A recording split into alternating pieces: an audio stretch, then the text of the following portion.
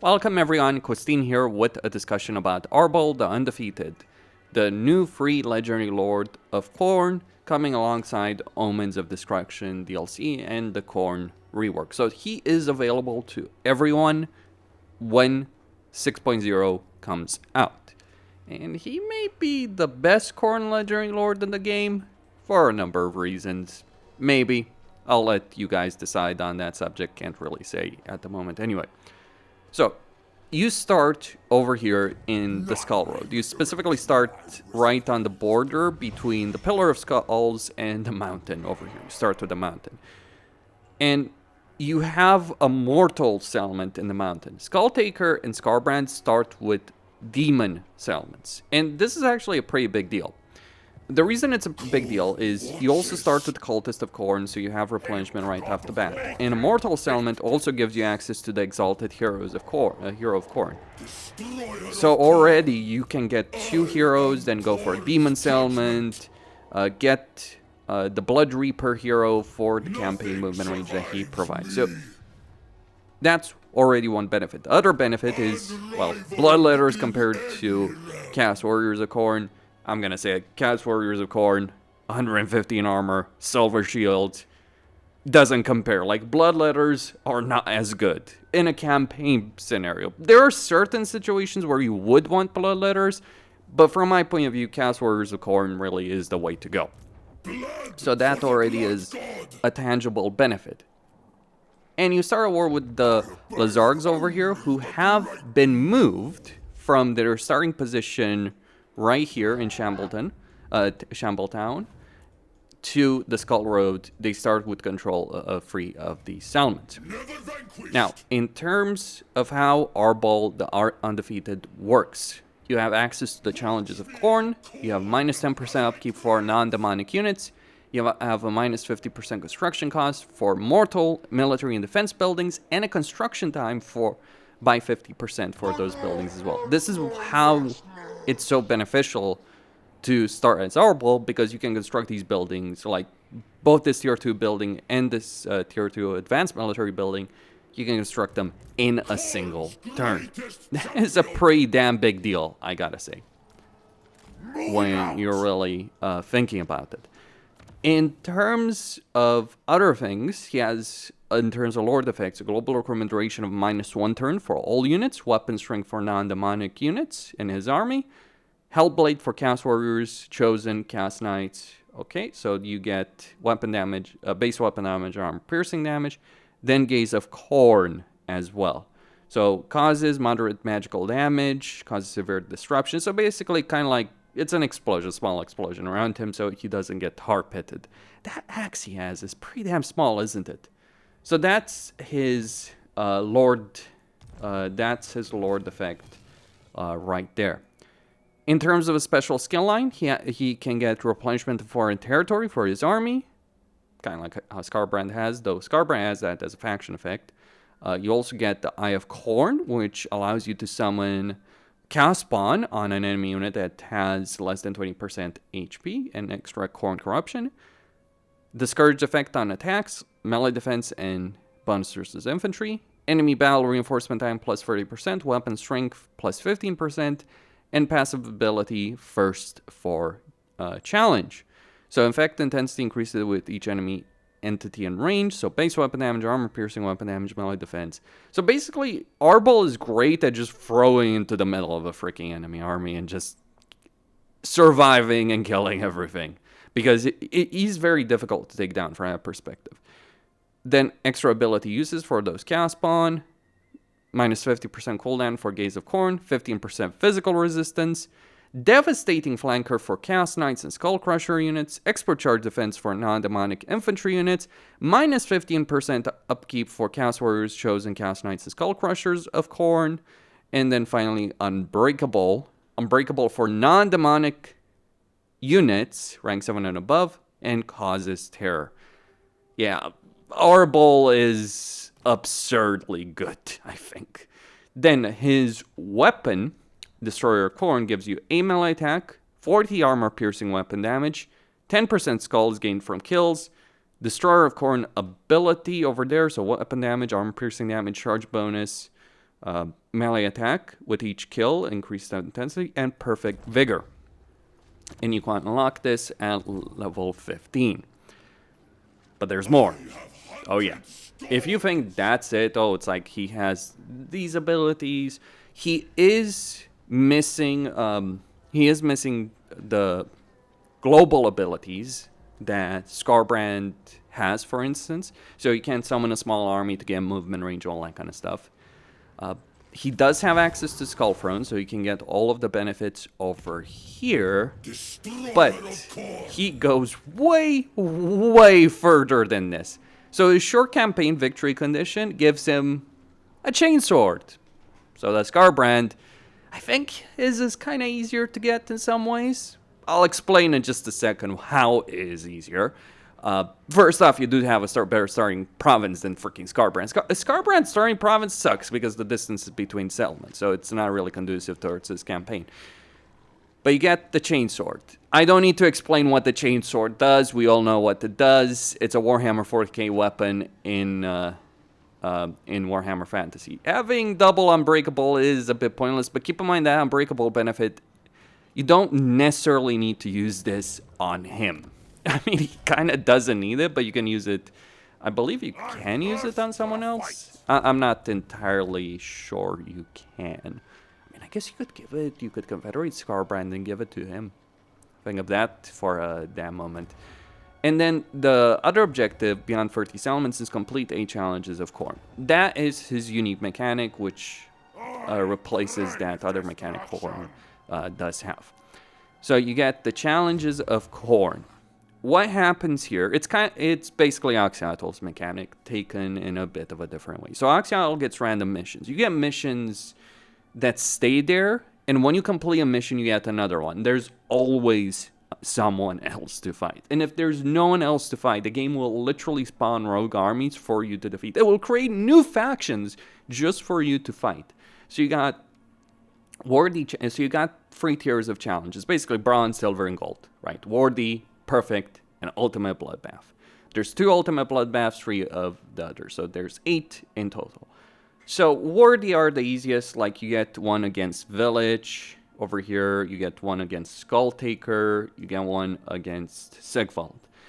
It can be against legendary lords, it can be against rogue armies. I think the initial ones, fairly common, so one against Vlad, certain armies on the campaign map, and then one against Zarnagrund. There is a reason I went after Zarnagrund in a separate video, suffice to say, and it was because I was doing both of these at the same time. Here's the crazy thing. Whenever you do one of these challenges, doesn't matter if it's worthy, if it's, worthy, perfect, or ultimate bloodbath, you get money. And you get various other benefits. Skulls, money. You always get money, though. It's like recruitment costs.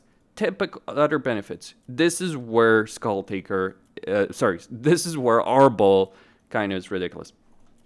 Keep in mind, Khorne is in a better situation of money because you don't have to spend a freaking fortune to just recruit units in the provinces you own anymore. Global recruitment is still expensive, but still, you don't have the same strain. But Arbaal gains more money than everyone else in a Khorne faction, which means he can maintain more armies than anyone else. Skarbrand may have more freaking blood hosts. You have actual proper armies, mortal armies, which beat the crap out of bloodletters any single day. I'll take an army of Chaos Warriors versus bloodletters, sure, any single day in a campaign when I'm playing it. That is my perspective. On top of that, you have up to 3 boons that you can activate. Now, the way this works, every bal you fight gives you Khorne's favor. But these bals give you extra Khorne favor. And then you have these boons that do require these Khorne favors to use, but you get various benefits. So for instance, you have a boon that tires your army, but gives you 5 boons after 5 favor after completing a challenge, and +1 after winning each battle. You're already winning 1 for each battle, so that's 2. Then you have another one that gives you also 5, but the enemy will receive a significant stat increase. I'm not sure exactly what this is doing, if it's just affecting the stats overall, like the way high stats does, but still. But basically, these two are used. You take debuff in terms of like combat capability, but you gain a lot more Khorne's favor. Then you have Khorne's Wrath, which gives you an army ability that targets casters and does quite a bit of damage. You get one that gives you Khorne Corruption for 5 turns after completing a challenge or winning a battle. Upkeep benefit for your Lord army and other armies. Campaign movement range for faction leader armies and other armies. Summoning a cult after completing a challenge or 20% chance of summoning a cult after winning a battle. And then summoning a blood host after completing a challenge.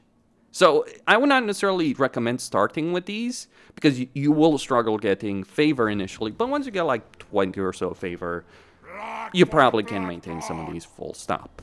Maybe, you know, go some debuff. You have a really, really strong army. This is not a tier 1 army. I'm sorry, this is a tier 3 freaking army that I'm recruiting on turn 3.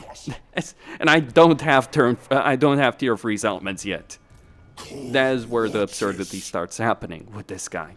This guy is crazy. You know how Axial is ridiculously good in the campaign? Well, Axial at least has to fight for it, because you have an army that needs micromanagement. He's kind of slow and all that.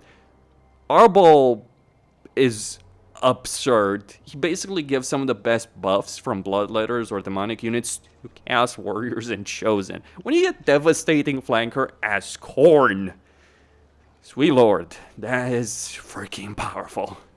That is freaking powerful. There is a downside in all of this. A fairly major one, though I'm not sure how big of a downside that is. I don't know about you guys, but when I'm playing a campaign as Warriors of Chaos, I'm not sure how many battles I'm losing. But the downside is, if you lose a battle, it's kind of GG, well played, game over more or less. So let me disband my entire army and just point this. I think these guys should be able to auto-resolve when... Well, I'm gonna have to turn off the mod. Just a second. Okay. That's more reasonable. There's various AR mods I use just to avoid grindy battles. Incidentally, though, if you're playing a Arbaal campaign, you don't need any of those. Actually, you can get away with a lot of things as any of the Khorne factions. But really, I had to disband this entire army. I'm sure if I had one unit of Chaos Warriors, he'd probably still win this. Anyway, so when you get defeated in a battle, this happens.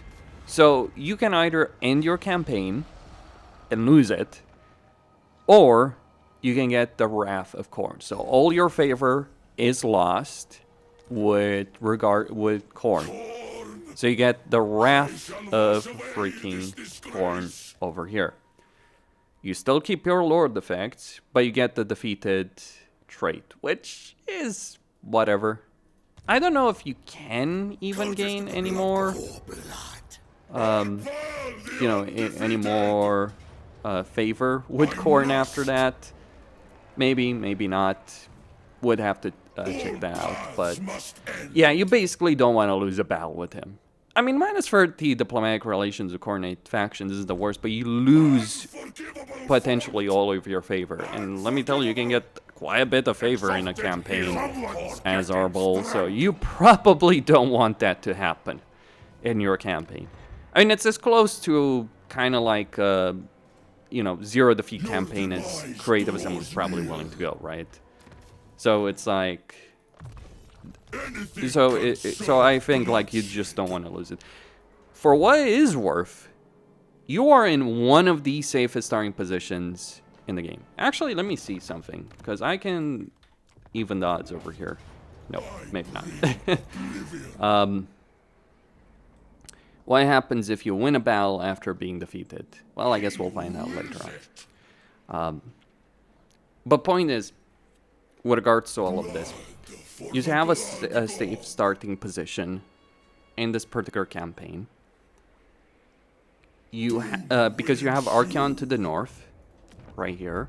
You have Chaos Faction. You have Astrogoth to the south and Norska to the south. Kislev may attack you, but they've got many, many other issues. Like Borosaurus, very rarely will he win against Archaon. Modded, unmodded, doesn't matter.